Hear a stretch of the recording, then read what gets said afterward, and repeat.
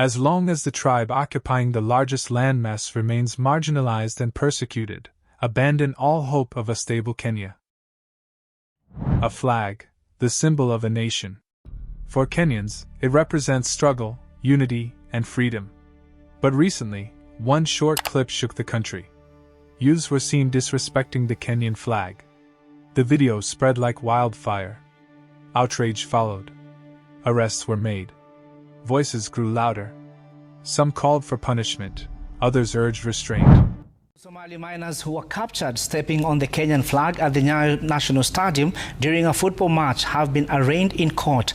The miners face charges of being in the country illegally, damaging a national symbol of unity, the Kenyan flag, and causing disturbance. However, they did not take plea after senior resident magistrate Rose Gitau ordered that they be taken to the Gigiri Children's Protection Unit. At first, the story was simple. A few young men accused of disrespecting the Kenyan flag. The arrests made headlines. Leaders condemned the act. Online, anger boiled over. But beneath the noise, one question remained. Why did this incident cut so deep? Why did a moment of anger open wounds older than the youths themselves? But were Kenyans really mad at the flag being disrespected, or who the perpetrators were? Because this was not just about a flag.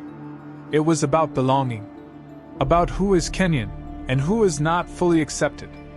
To understand it, we must look back, at history, at politics, at the struggles of identity.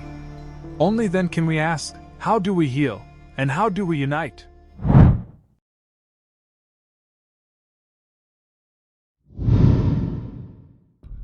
To answer these questions, we must return to the past.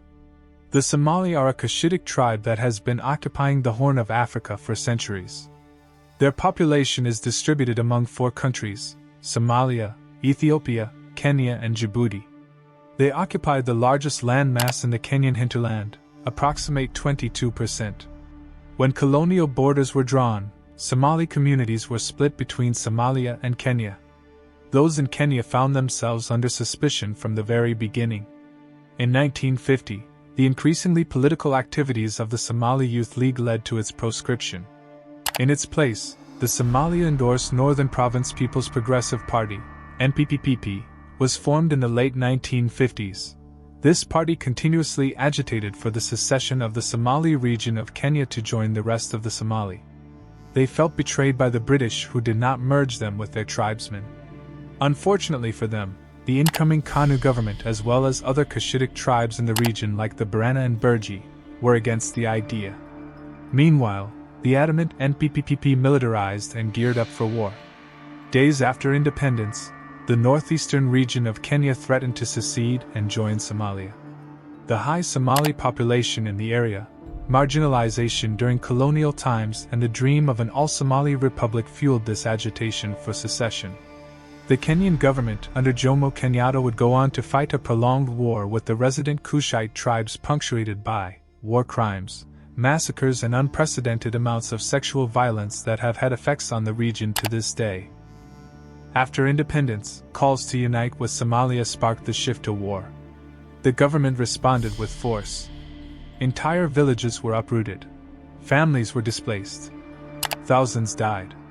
And though the war ended in defeat for the secessionists, the scars never healed. For decades, Somali Kenyans carried the label of outsiders, rebels, even traitors. It was not the only wound. In 1984, another tragedy struck, the Wagala massacre. In Wajer County, security forces rounded up thousands of Somali men, mostly from the Digudi clan. For days they were held at an airstrip without food or water. Many were executed. Others disappeared. The government silenced the truth for years. Survivors still cry out for justice. These events did not just leave graves. They left bitterness. They left mistrust. They built walls between Somalis and the rest of Kenya. Northeastern Kenya was placed under special rule for decades. Identity checks, military operations, and economic neglect became everyday life. For many Somalis, life meant constant questioning of their citizenship. Refugees fleeing Somalia's civil war added another layer of suspicion. Camps like Dadaab grew, but so did resentment. Somalis were painted with one brush, outsiders, strangers, even when they had been Kenyan for generations. This sense of exclusion did not vanish. It lingered, waiting for moments to erupt.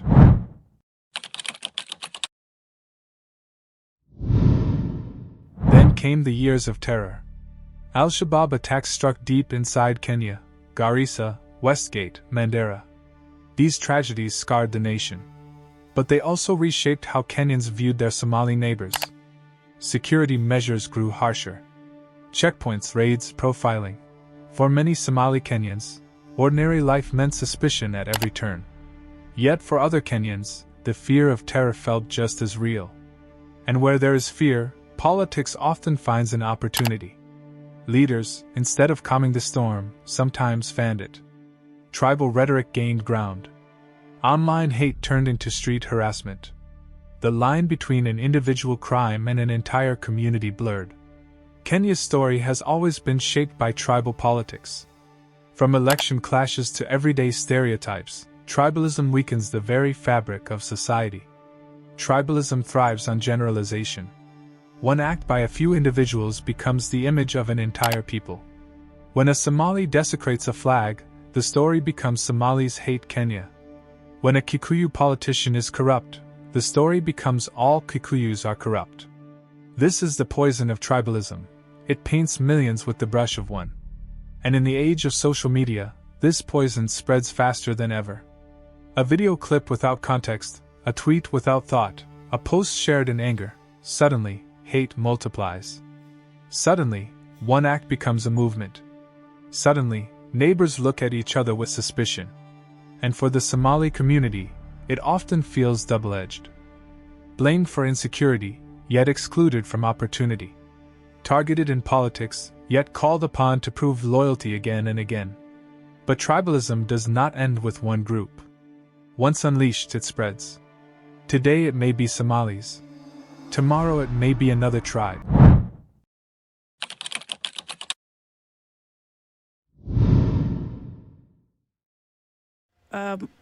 Normally when I introduce myself, I don't tell people I'm a Kenyan Somali. I just tell them I'm Kenyan.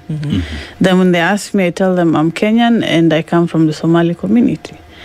And that's because I think we all had a subject called, I think some people did GHC. I don't know, we did social studies. We were taught all the communities that live in this country. But step back for a moment.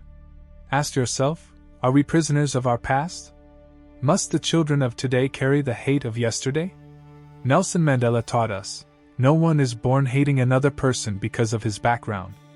People must learn to hate, and if they can learn to hate, they can be taught to love. These are not just words. They are truths. Tribalism is not destiny. It is a choice. And unity is also a choice. So how do we move forward? First, we must teach history honestly. The Shifta War, the Wagala Massacre, these are not just footnotes. They are lessons.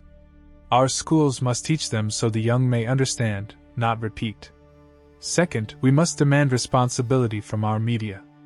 Outrage sells, but truth heals. Stories must show context, not just conflict. Third, justice must be fair. If the law protects one tribe and punishes another, unity cannot grow. Equality before the law is not negotiable. It is the foundation of peace. Fourth, communities must talk. Dialogues between elders, youth, and leaders must replace silence. Listening must replace accusation. Understanding must replace suspicion. And finally, we must choose respect. Respect for the flag, respect for each other, respect for the truth of our shared nationhood. Tribalism has torn at Kenya for decades. But it does not have to define the future. We can heal the wounds of the past if we face them with honesty. We can protect the pride of the nation if we live with respect. We can build a Kenya that is not 40 tribes, but one people. The choice is ours. Hate or unity. Division or strength. The flag has fallen before. But every time, it rises again. And so can we. As Ronald Reagan once said, peace is not the absence of conflict, but the ability to handle conflict by peaceful means.